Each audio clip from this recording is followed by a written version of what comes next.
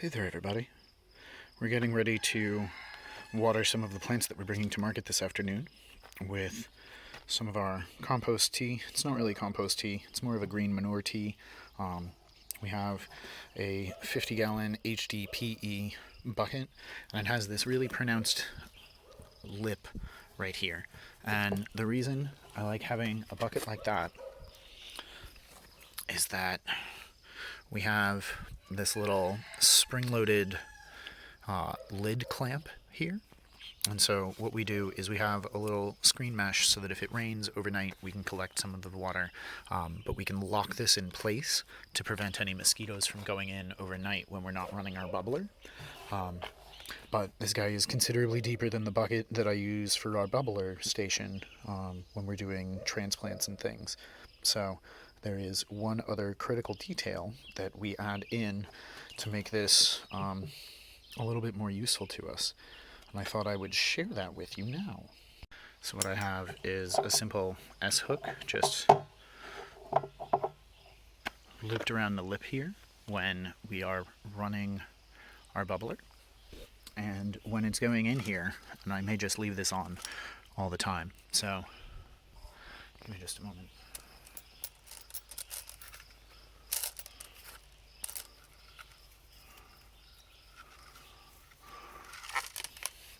So what we have is a little macrame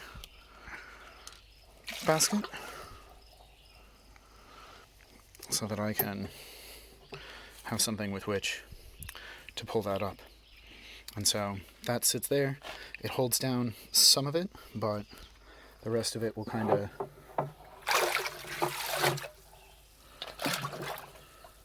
move around because we do stir it.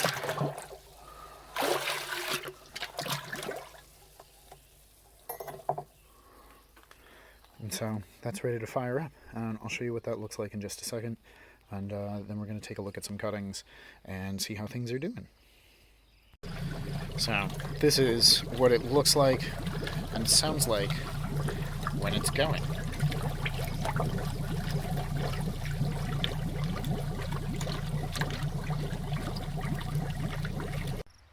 So those bubbles are going to do two things primarily. One of them, they're going to break up the organic matter that's in there. Those large bubbles are concussive and percussive, so they're going to rupture more of the cells as the green material breaks down in that water. It'll be more able to be torn apart by those bubbles and the kind of aggressive nature that they have. The second thing that's going to happen is it will actively prevent any mosquitoes from trying to get in there during the day, even though I don't have a screen on there. Mosquitoes have tiny little snortels that they breathe through, and so if you have any sort of water movement, it ruins the surface tension that they need to be able to safely breathe. And so many mosquitoes will just avoid anything that is running water or has a bubbler going to it, which is also why we're looking into solar pumps for the pond down the hill. The Calycanthus and the Nanking cherries seem to be doing all right. I still don't notice much leaf growth, and there are a few of the Calycanthus in here that were primarily green growth that have definitely rotted a bit at the ends. But so, otherwise, they seem to be doing all right. We do have some losses, though. I think having sets of cells either differentiated or using a different type of container in the future might be beneficial to us. That said, we do have some willows that are doing pretty well. We have a few more tomatoes that have sprouted from in here, and I think our Clethras have started to really hit their stride. They're still a little bit floppy, but they're stiffening up a little bit. I move them in and out of here, but they are beginning to set flower buds. I don't know how well that's going to come through. So they're beginning to set flowers. I don't know if I'm going to nip those very soon. Probably will. That'll spur on more vegetative growth. There's manual of woody plant propagation suggests that after 2 weeks of rooting, these would be able to take cuttings again, and it seems that either their setups were better than mine, which is entirely the case, but also my fertilization might have to step up. So that's what the bucket is for from the beginning of the video. The potatoes seem to be really liking the garden down from the trellis, which so far my peas are kind of underperforming, and that is underwhelming. There are some fruiting bodies, but they are climbing these trellises less than I had really hoped. So fingers crossed that the tomatoes do a little bit better. But the potatoes are really liking this hill. This is sort of the old leaf litter from the first year of having this bed space happening. The potatoes were in these handful of beds last year, and we have 2 more rows over here, and then another row over there that is late to the party. And so what I've noticed though is that last year we had a little orange beetle that just took apart some of these plants. Oh, there's one of them right now. So I had incorrectly identified this as the Colorado potato beetle, but this is actually a much more simply named 3-lined potato beetle. But so we have one lonesome fella or lady and a handful of eggs, but almost no damage to these plants. And I think one of the things that is going on is that over yonder by the chicken yard we have a considerable number of goji berry plants, Lyceum barbarum, and I'm noticing a much heavier set of population of these beetles on the goji than on the potato plants for which they are named.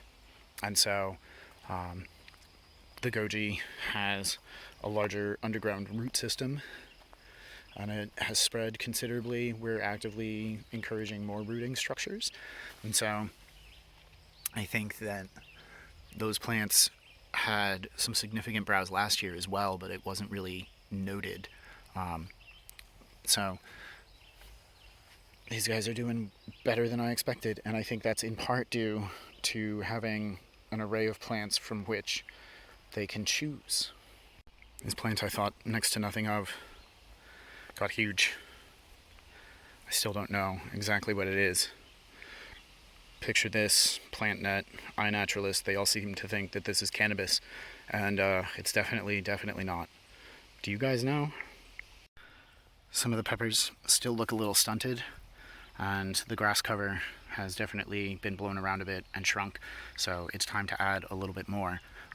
But we did go through and remove all of the flowers from them. They were just budding out, and so we have nicked and removed all of the little pieces of flowers from these so that we have a slightly more vegetative growth pattern for the next couple of weeks, and hopefully they are more able to support more peppers and we'll have more sugars flowing into them due to an increased photosynthetic yield due to the increased vegetation. Stay tuned. We haven't gotten yields off of our service berries yet, but that's okay. I still haven't taken cuttings. Everything I can see seems to suggest that cuttings are an impractical way to try and make more of this.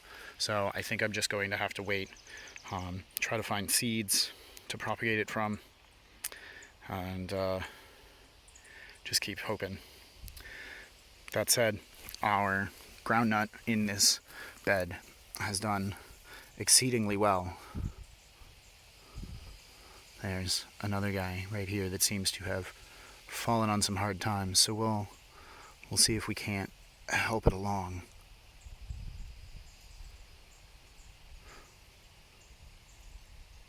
There we go. And so these pinnate set of leaves, lining all the way up, this is doing impressive work right here. And so I think next time that we harvest some of these, I'm going to also associate them with some of the Jerusalem artichoke up there. The harvesting time and methods and the forms seem to coincide too much to my mind to not make an attempt at this. Shoutouts to Becky. Looking thick.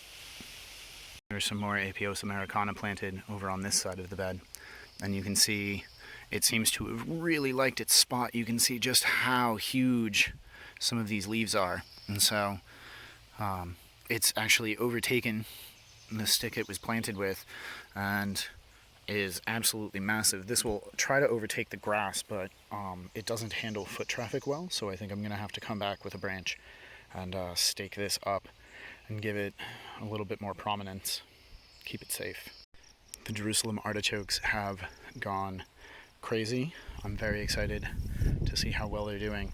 Of interest, though, was how well this mallow had also spread. And so this is marshmallow, and it's part of the malva family. But it spread all the way over here, and we didn't bring seeds over to it, and we didn't plant those particular Jerusalem artichokes either, so I can tell that the stand itself is spreading and is probably just naturalizing to this space. Since it is not cultivated, there's a good chance I'll never get all of them up ever again. A few weeks ago we had shown you the beds here cast over with the latest of the round of wood chips, and so this is what a bed will look like a few weeks later if you don't do successive coverings. Some of the more hardy pioneer species will start to re-emerge and try to set more sugars into the soil, and that's their job. And so what we do is, at the moment, by hand, though I'd love to have a sickle for this, but we have a reel mower. I occasionally use the gas mower when it's too much, but I also harvest by hand and bring it over with our 2 wheelbarrows and then set it on beds.